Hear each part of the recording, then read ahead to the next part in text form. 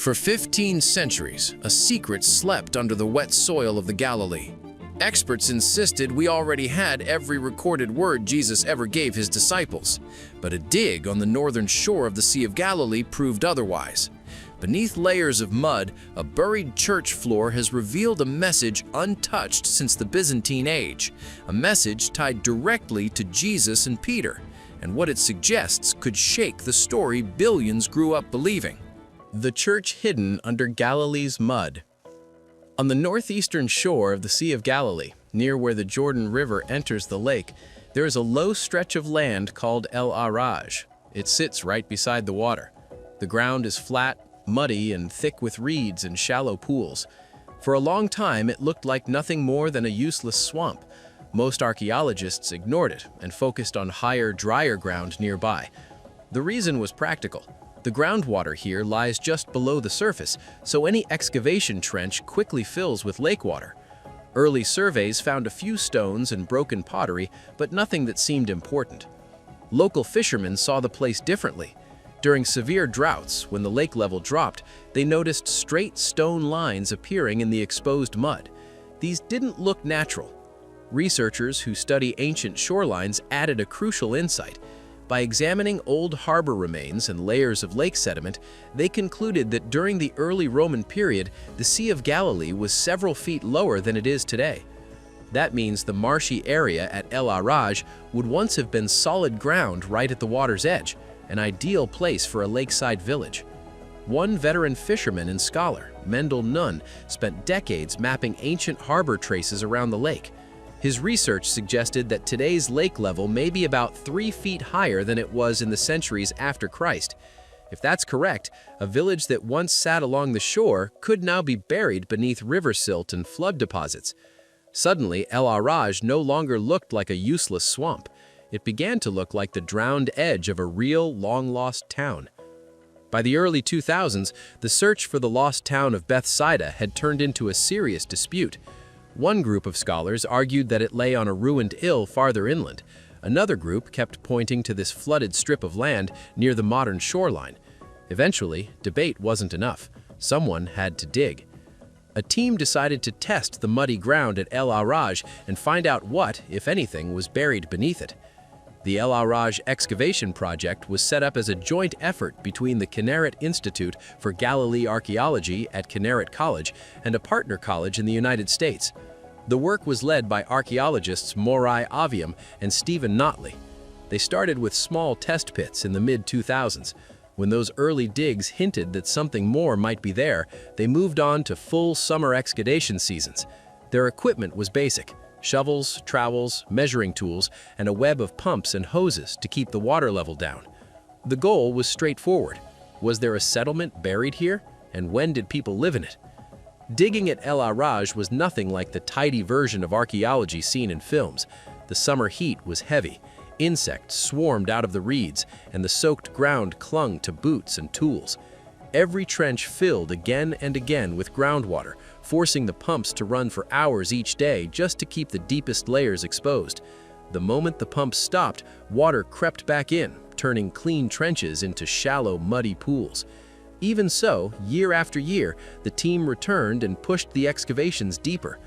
The upper layers held the same mix found at many old sites: rubble from later farm buildings, bits of glazed pottery, and even the occasional modern bottle.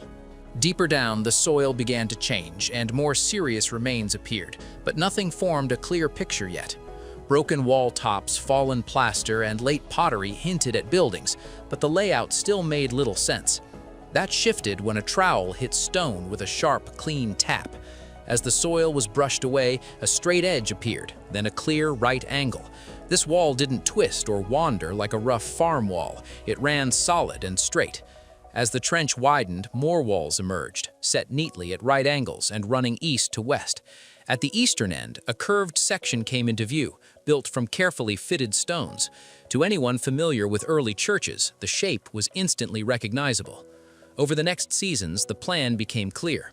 The team had uncovered a large basilica from the Byzantine period, when the Eastern Roman Empire controlled the region. There was a long central hall with side aisles where rows of columns once stood. At the eastern end, a rounded apse marked the place where an altar had been. Along one side, smaller rooms opened off the main hall. One of them, close to the front, matched the size and position of a sacristy, a service room used by clergy. The building stretched roughly 80 to 90 feet long and more than 50 feet across, large enough to handle steady flows of visitors. This was not a small village chapel. It was a purpose-built pilgrimage church designed to impress and to draw people in. The way the building was made matched its size and purpose. Its foundations were cut deep into older layers. Thick stone walls once carried a high roof. Even though earthquakes and centuries of neglect had brought the upper parts down, the outline was still clear enough to map in detail. In the late 5th or 6th century after Christ, someone had invested serious money and labor to turn this stretch of lakeshore into a formal holy site. Once the walls were mapped, attention shifted to the floors. In a side room near the rounded end of the church, careful scraping began to reveal something unexpected. Beneath the gray silt lay a surface made of tiny stone cubes set into mortar. At first, only simple white and black areas appeared. Then thin lines of red, yellow, and blue emerged. Slowly, a floral design with curling vines and borders came into view. At the center of the room, those borders formed a circle, marked by 2 thin, dark rings. Inside the circle ran lines of Greek letters arranged as a formal inscription, not just decoration. Cleaning the mosaic took time and care. Conservators used soft brushes, small amounts of water, and gentle chemicals to remove dirt and salt without loosening the stones. Every curve and letter was photographed and drawn. Once the floor was fully recorded, parts of it were covered again to protect it until specialists could study the inscription more closely. While one group worked on the walls and mosaics, another dug beneath the basilica floor. Below a layer of mixed rubble and river silt, they reached a very different kind of settlement. Instead of wide halls, they found small rooms with packed earth floors and plain stone walls.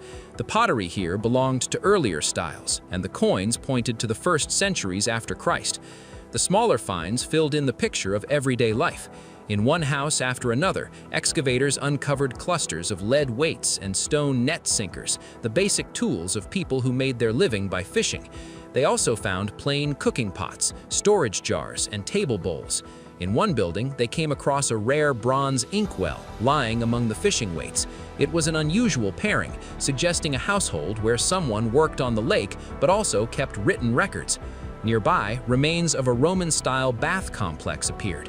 Pieces of mosaic, water channels, and short stone pillars showed where a heated floor had once been. A simple fishing village does not usually build a full public bath. This pointed to a shoreline community that had grown into a more developed Roman-era town before later shrinking again. What the team uncovered was not a random church dropped into open countryside. It was a major basilica built directly over an older lakeside village, on ground that once rang with the sounds of boats, nets, and everyday trade. To understand why anyone chose that exact spot for such an imposing church, you have to go back to a time when the village still had its original name and a busy shoreline, long before mud and water slowly erased it from view. Bethsaida began as a working town with a plain, practical name. In the local language, it meant something like house of fishing or place of fishing, a clear sign that this was a community built around nets and boats, not palaces. In the 1st century, life there moved to the rhythm of the lake. Before dawn, men pushed wooden boats into the water, nets went out and came back heavy with fish. Along the shore, families spread the nets to dry and sorted the catch into baskets. Much of the fish was salted or dried for sale, and tax agents working for local rulers took their cut. The New Testament places 3 of Jesus' early followers in this setting. The Gospel of John names Bethsaida as the hometown of Peter, Andrew, and Philip, fishermen who became among his first disciples. In another scene, people who want to meet Jesus go to Philip first, and he turns to Andrew as if the 2 men were natural intermediaries. For early Christians, this tied the town directly to the beginning of the Jesus movement. 2 well-known stories are also said around Bethsaida. One happens at the edge of the town. People bring a blind man to Jesus and ask for help. Jesus leads him outside, moistens his eyes, and asks what he can see. The man says that people look like trees walking. Only after a second touch does his sight become clear. That two-stage healing is unique in the Gospels and makes Bethsaida the setting for an unusually personal moment. The other story unfolds in open country nearby. After a long stretch of teaching, Jesus and his disciples cross the lake to a quiet area close to Bethsaida. Crowds track their boat along the shore and arrive in the same lonely place. Evening comes, people are hungry, and the food on hand is tiny compared to the number of people. The Gospels say that thousands sit down on green grass, eat from a few loaves and fish, and still leave with baskets of leftovers. All four accounts of this feeding point back to the countryside near Bethsaida. Yet the Gospels also attach a warning to this place. In one set of sayings, Jesus mentions Bethsaida alongside Chorazin and Capernaum and speaks a woe over them. He says that if the same wonders had been done in foreign cities like Tyre and Sidon, those places would have turned their lives around, but Bethsaida did not. Because of that, its future in judgment would be harder. Outside the Bible, a Jewish historian named Josephus fills in another part of the story. He explains that Herod Philip, one of the sons of Herod the Great, ruled this northern region under Roman authority. Josephus says that Philip took the village of Bethsaida and turned it into a small city. He also renamed it Julias, after a woman from the Roman imperial family. Turning a fishing village into a city meant more than a new name. It meant more building, more people, and deeper ties to Roman power. Archaeology and written sources give a sense of how that change played out on the ground. Paths that once simply followed the slope down to the lake were straightened into more formal streets. Public buildings and a marketplace were added to what had been a mix of small workshops. A bathhouse, the kind commonly found in Roman towns, likely appeared as well. Fishing and farming still supported the local economy, but the town now felt like a small regional center. For a time, this upgraded Bethsaida Julias seems to have done well. Then the record grows thin. By the later 3rd and 4th centuries, Bethsaida slips out of most written sources. Historians point to several causes that probably work together. River channels can move and spread silt over low ground. Lake levels can shift, and trade routes can change with wars or new rulers. Step by step, a busy town on the water can become a half-buried ruin in reeds and mud. Even as the bricks fell and the shoreline changed, the name did not vanish. In the Byzantine and early medieval periods, Christian pilgrims went around the Sea of Galilee, visiting places linked with gospel stories. A 6th century churchman named Theodosius wrote a short guide to the Holy Land and mentioned Bethsaida among the sites around the lake. About 2 centuries later, a Bavarian bishop named Willibald made a long pilgrimage through the region. In the written account of his journey, he describes traveling around the Sea of Galilee, reaching an area called Bethsaida, and seeing a church built over what locals said had been the house of the apostles Peter and Andrew, where he stayed overnight. Modern archaeologists tried to match these written memories to real places, which led them to Elaraj and the ringed mosaic floor with inscriptions found there. The inscription on that mosaic didn't just decorate the floor, it dropped a bombshell. The hidden message on the church floor. Inside a ring on the mosaic floor, written in a language over 1,400 years old. A mosaic floor with inscriptions from a 1,500-year-old structure, a structure that is believed to be the lost church. Someone spelled out how they thought heaven was ordered and where Peter stood in that order. The text starts in a very simple way. It names a man called Constantine and calls him a servant of Christ. This is not the famous emperor. It is almost surely a local believer with enough money to help pay for part of the building or its decoration.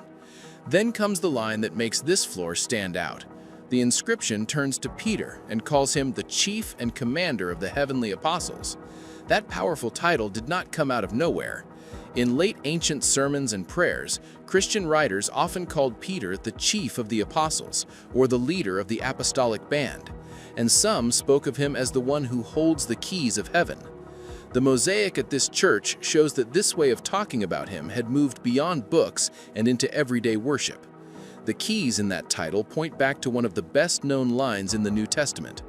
In the Gospel of Matthew, Jesus tells Peter that he is the rock on which a new community will be built, and that he will give him the keys of the kingdom of heaven. Peter is both the chief of the apostles and the keeper of the keys of the kingdom of heaven. In plain language, keys mean authority. If you carry the keys to a house or a gate, you decide who comes in and who stays out. Over many centuries, Christian art has fixed that picture so deeply that Peter almost always appears with big keys in his hand. Another scene deepens that picture of trust. At the end of the Gospel of John, after breakfast on a beach, Jesus speaks to Peter, the same Peter who had denied even knowing him during the trial. Jesus asks him 3 times, "Do you love me?" And each time Peter answers yes. Jesus gives him a task: feed my lambs, take care of my sheep. In plain terms, Peter is told to look after people, not just speak to them. In front of the other followers, the man who failed is restored and given a role built entirely on care. Across the centuries, that special role has raised a sharp question. Does this treatment make Peter the single head of the church, or is he a first among equals, honored but not far above the rest? In Catholic teaching, Peter is remembered as the first bishop of Rome, with a unique authority linked to those promises. Many Protestant churches still see him as the most visible early leader, but say the words about the rock and the keys belong to the whole church, or to all the apostles together, not to one permanent office. The stones at the lakeshore do not end that debate, but they do show how one small community answered it in practice. Floors like this worked almost like short sermons in stone. Many people in those centuries could not read long books. They learned what to believe from hymns, from icons and paintings, and from brief inscriptions where their feet passed every day. A mosaic in a sacristy did more than brighten a room. It summed up what donors and priests believed about Peter, about heaven, and about help after death. Scholars who study the early Christian world use a Greek word for sayings of Jesus that live outside the 4 familiar Gospels. They call them agrapha, a term that basically means not written down. The agrapha refer to statements purporting to come from Jesus that are not reported in the 4 canonical Gospels. The name is a little ironic because these sayings are known only because someone did write them down outside the 4 Gospels, but it captures the idea that they fell outside the main written story of Jesus' life. Some of these sayings appear in other New Testament books, in early letters and sermons, or in later copies of the Bible where a scribe has slipped an extra line into the margin or between verses. One of the clearest examples sits in the book of Acts.